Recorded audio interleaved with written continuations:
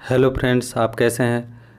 तो ये दोस्तों, ये हमारा डीएलएड का सेकंड मॉडल पेपर है जो फर्स्ट सेमेस्टर का साइंस का। तो इसके लेकर चलते हैं, करते हैं क्वेश्चन। और जो चैनल पे नए हो वो चैनल को सब्सक्राइब करना ना भूलें दोस्तों।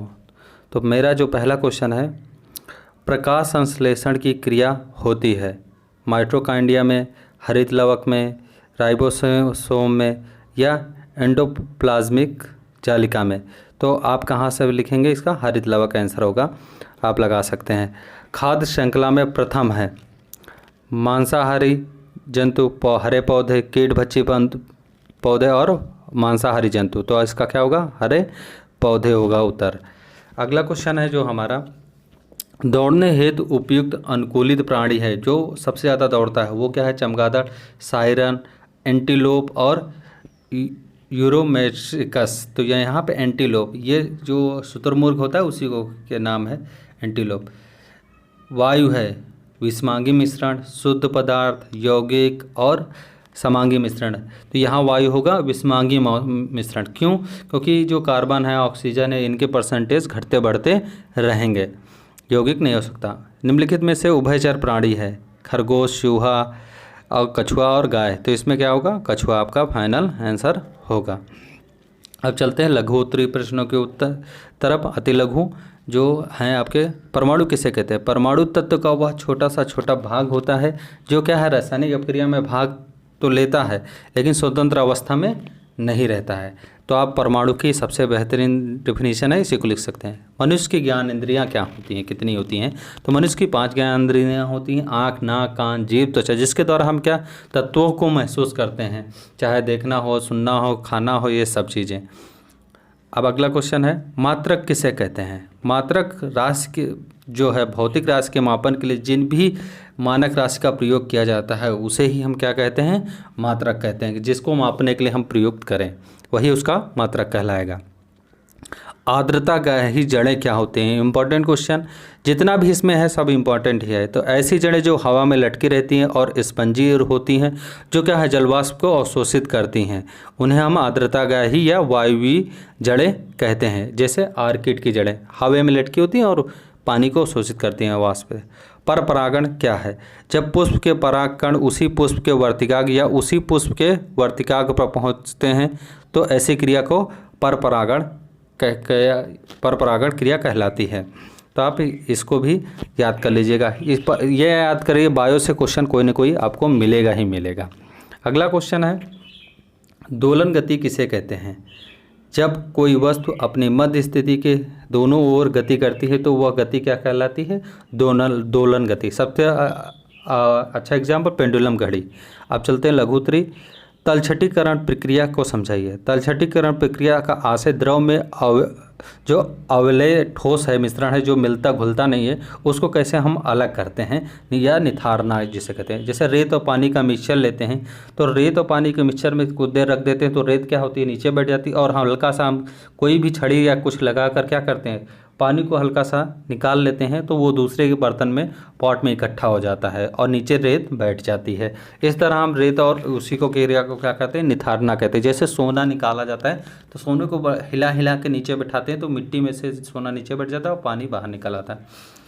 घूमते हुए लट्टू में किस प्रकार की गति होती है? तो दोस्तों, जब कोई वस्तु अपने अक्ष के चारों ओर घूमती है तो उसमें कौन सी गति होती है? घूर्णन गति होती है। लट्टू घूर्णन गति कर रहा है। यहाँ पे घूर्णन गति का संपूर्ण वस्तु एक स्थान पर ही क्या है, स्थित रहता है, स्थानांतरित नहीं होता है, बल्कि वह अपने अक्ष पर धुरी के चारों ओर चक्कर लगाता है। जैसे कुमार का चक्कर, ये घूमती चाक, ये सब इसके एग्जाम्पल हैं।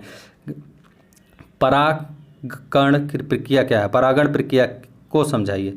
तो पराग कोश में परागण बनने के बाद आवश्यक है कि परागकण का नर जो केंद्रक है, मादा युग्मक तक पहुँचे। पुष्प के परागकोश से परागकणों के उसी तथा दूसरे पौधे के किसी पुष्प के वर्तिकाग्र तक पहुँचने की क्रिया को क्या कहते हैं? परागण कहते हैं। जब एक पुष्प परागकोश से परागण निकलकर उसी पुष्प के वर्तिकाग्र पर गिर जाता है या अंकुरित हो जाता है तो उसे क्या प्रक्रिया को स्वपरागण कहते हैं। लेकिन जब यही क्रिया है दूसरे पर पहुँचती है या दूसरे पुष्प के पे पहुँच जाए तो उसे परपरागण कहते हैं। एक लिंगी पुष्प में हमेशा परपरागण होता है, जबकि किंतु द्विलिंगी पुष्प में क्या होता है, परपरागण और स्वपरागण दोनों हो सकता है, कोई भी हो सकता है। उत्तक संवर्धन को विस्तृत पूर्वक समझे।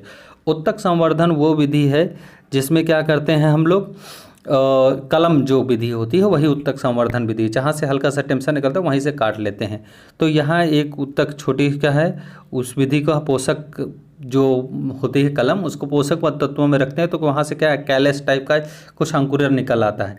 उसे हम पुनः क्या करते हैं, ऐसी जगह पर गाड़ते हैं जिसका माध्यम से क्या है, उसको पौधे में प्रक्रिया उत्तेजित हो जाए, जमने के लिए जरूरी हो जाए। तो इसे क्या कहते हैं, अन्य भाग में माध्यम में रखते हैं, जैसा पौधे में विभेदन की प्रक्रिया उत्तेजित करता है। इस पौधे को क्या गमले या भूमि में कहीं भी गाड़ दें, उसे परिपक्व रूप में जमने लगता है, तो उसे उत्तक का संवर्धन कहते हैं। जैसे आजकल आर्चिड होता है, गुलदारी होता है, सतवरी, ये सब इनके एग्जाम्पल हैं।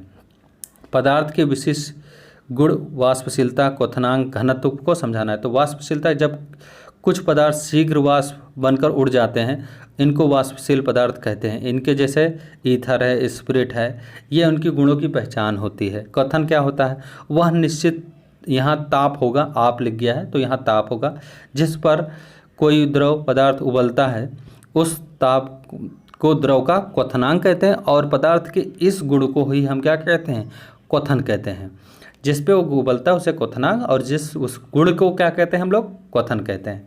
घनत्व क्या होता है, विभिन्न पदार्थों का घनत्व अलग अलग होता है, और घनत्व के अनुसार ही वस्तु के गुणों में क्या है, परिवर्तन होता है, जिसकी वास्तविक अवस्था ही घनत्व का गुण है। जो वस्तु का वास्तविक स्थिति होगी वही घनत्व का गुण कहलाएगा। तो दोस्तों, इस वीडियो का PDF, यानी इसका जो PDF का PDF पाने के लिए हमारे ये व्हाट्सअप लिंक है जो आपको डिस्क्रिप्शन में मिल जाएगी। और चैनल को प्लीज़ यूट्यूब पर जाकर हमारे चैनल को सब्सक्राइब ना भूलें, क्योंकि जो लेटेस्ट वीडियो होंगे वो वहीं पर मिलेंगे। तो फेसबुक पर तो वीडियो अपलोड कर देते हैं, बट ये दूसरे के ऊपर है कि अप्रूव करे या ना करे, लेकिन आपको यूट्यूब पे जाएंगे तो वहाँ 100% आपको मिलेगा। और बहुत सारी प्लेलिस्ट है जहाँ पे आपको ये सारे वीडियो मिल जाएंगे। तो अभी अपने फ्रेंड्स को जाने के दीजिए अनुमति। धन्यवाद, थैंक यू।